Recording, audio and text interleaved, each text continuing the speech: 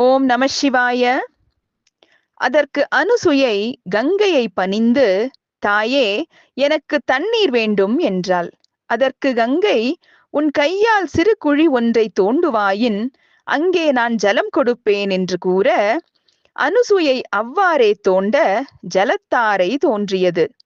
அனுசுயை பெரும் வியப்போடு தண்ணீர் முகந்து கொண்டு கங்காதேவியை பார்த்து, உனக்கு என் மீது தயை இருக்குமானால் என் கணவர் தவம் செய்து முடியும் வரை இங்கேயே இருக்க வேண்டும் என்று பிரார்த்தித்தாள். அதற்கு கங்கை, உன் கணவனுக்கு செய்த பணிவிடையால் அடைந்த பயனில் 1 மாத பலனை எனக்கு கொடுப்பாயானால் நான் அப்படியே இருக்கிறேன் என்றாள்.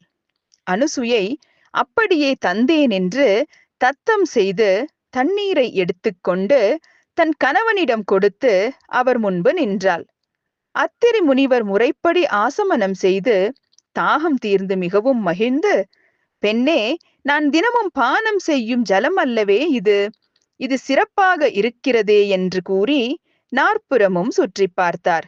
எந்த பக்கம் பார்த்தாலும் உலர்ந்த மரமும் நெருப்பு காற்றுமாக இருப்பதைக் கண்டு, மழை இல்லையா என்று அவர் தம் மனைவியை கேட்டார்.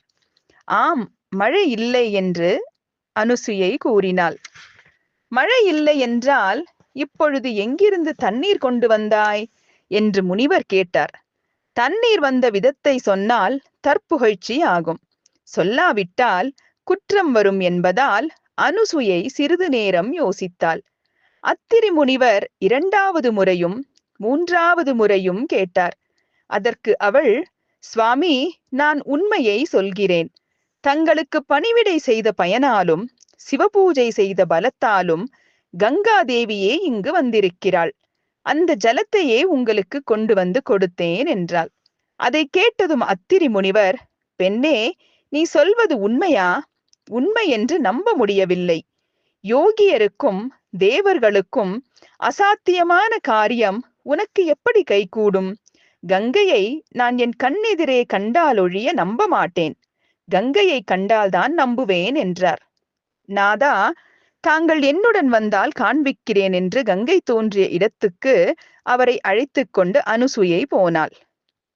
அங்கே குழியில் இருந்த ஜலப்பெருக்கை கண்டு அத்திரி முனிவர் மிகவும் மகிழ்ந்து, நீ தன்யை, என் தவம் சபலமாயிற்று. கங்கா நதியில் ஸ்நானம் செய்யும் பாக்கியம் கிடைத்ததே, இது பிறருக்கு கிடைக்குமா என்று அந்த கங்கை நீரில் நீராடி ஆசமனம் செய்து பலமுறை கங்கையை துதித்தார். அப்போது கங்கை அவர்களை பார்த்து, அனுசுயாதேவி, நான் இனி விடை பெறுகிறேன் என்று சொல்ல, அனுசுயை கங்கையை பார்த்து, கங்காதேவி, நீ எனக்கு பிரத்யட்சமாகி பரிபூர்ண அன்புடையவளாக இருப்பது உண்மையானால் நீ ஏற்கனவே அங்கீகரித்தது போல இங்கேயே இருக்க வேண்டும் என்று வேண்டினாள். அத்திரி முனிவரும் பலவாறு கங்கையை துதித்து தயை வைக்க வேண்டும் என்று இறைஞ்சினார். பிறகு கங்கை அனுசூயையை நோக்கி, நீ முதலில் உன் கணவனையும் சிவலிங்கத்தையும் பூஜித்ததால் உண்டான பயனில் 1 மாத பயனை கொடுத்து உன் கணவனின் தவம் முடியும் வரையிலும் இங்கேயே இருக்க வேண்டும் என்றாள். இப்பொழுது கங்கை இங்கேயே இருக்க வேண்டும் என்பாயாகில் அந்த பயனில் 1 வருஷ பயனை கொடுத்தால் அவ்வாறே இருப்பேன். தானம், ஸ்நானம், யாகம், பதிசேவை முதலியவற்றால் அடையும் பயனை விட பதிவிரதையை கண்டால் அதிக பயன் கிடைக்கும். ஆகையால் உன்னை தரிசித்துக் கொண்டே இங்கு இருப்பதால் எனக்கும் மகிழ்ச்சிதான். உலகத்துக்கெல்லாம் நன்மை உண்டாக வேண்டும் என்று நீ நினைத்தால் நான் கேட்ட அந்த பயனை கொடுப்பாயாக என்றாள். அனுசுயையும் ஓராண்டு பயனை கங்கைக்கு வழங்கினாள்.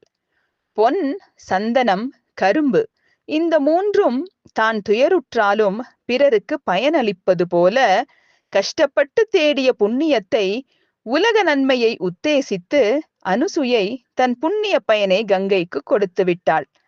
அப்போது சிவபெருமான் அனுசூயை பூஜித்த பார்த்திவ லிங்கத்திலிருந்து பிரத்யட்சமாகி, உன் பதிவிரதா தர்மத்திற்கும் உன் பூஜைக்கும் மகிழ்ந்தேன். உனக்கு வேண்டிய வரத்தை கேள் என்றார்.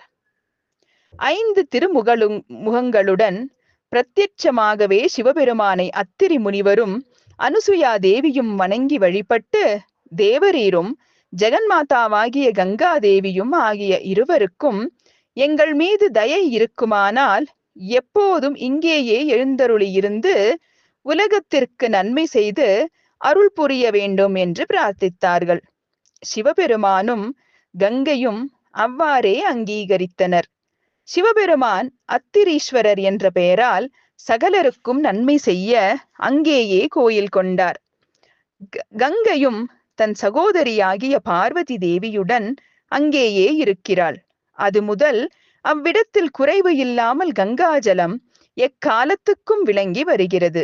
இதையுணர்ந்த தவ முனிவர்கள் தங்கள் பத்தினிமார்களோடும் சீடர்களோடும் அங்கே வந்தார்கள். கோதுமை, தானியங்கள், இலைகள், புற்கள், பழங்கள் யாவும் விருத்தியடைந்தன. அதை கண்ட முனிவர்கள் இதுவே தவத்திற்கு தகுதியான இடம் என்று அங்கேயே தவம் செய்து இருந்தார்கள். அவர்களது தவத்திற்கு மகிழ்ந்த சிவபெருமான் மழை பொழியச் செய்தார். அதனால் சகலருக்கும் சுகம் உண்டாகி அன்னபானாதியங்கள் பெற்று தங்களுக்குரிய தவம் செய்து கொண்டிருந்தார்கள். இந்த அத்திரீஸ்வரரின் மகிமையை கேட்டவர்கள் சகல சுபங்களையும் அடைவார்கள். இவ்வாறு சூத புராணிகர் சொன்னதும் நைமிசாரண்யவாசிகள் அவரை நோக்கி, ஞானாசிரியரே, இனி தாருகாவனத்திலுள்ள நாகேஸ்வர லிங்க பிரபாவத்தை சொல்ல வேண்டும் என்று வேண்டினார்கள். சூத முனிவர் சொல்லத் துவங்கினார். ஓம் நம சிவாய.